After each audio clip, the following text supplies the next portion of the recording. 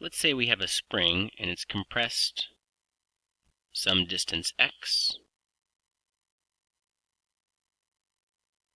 The constant or stiffness of the spring is k, and we place a small marble of mass m against the spring. We're going to let this spring extend back out, so it's going to go back to its normal length, and then the ball fires into a pendulum, which consists of kind of a cup-like thing, and the ball lodges inside. The mass of the pendulum is m, and together they swing up to some final height. Here's the ball. Swing up to some final height h above where they started. We can derive a relationship between the height and the mass m, and what we find is that the height is proportional to this. So what does that mean? Well, there are some constants that I've removed from the equation to put the proportionality down. For example, if we had some crazy equation like this, I could remove a bunch of constants and just say f is proportional to little m. And the constants that I removed, you could probably figure it out. It's g, big M, and r squared. And so those three things together we would call, in this case,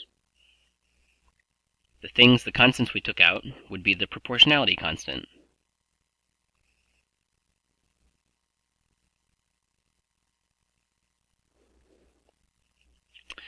So the question is, what's the proportionality constant that we removed from this equation?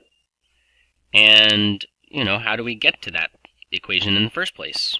How do we prove that this is the case, starting with just normal physics equations that we've learned? That's the question for you to solve, and I'll give you a hint. The constant of proportionality, the proportionality constant that got taken away, it's not gm over r squared, of course, but it might involve these kinds of things.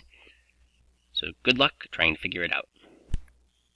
In your proofs, I would expect something like maybe a sentence of text, followed by an equation, followed by another sentence. So you might say, Newton's third law states FA is equal to negative FB.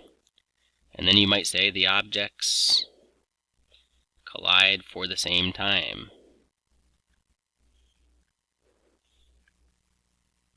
Delta T, multiplying both sides by, let's say both sides of equation 1.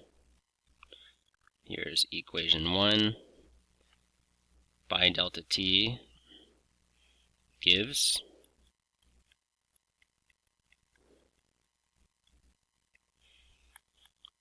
assuming the collision force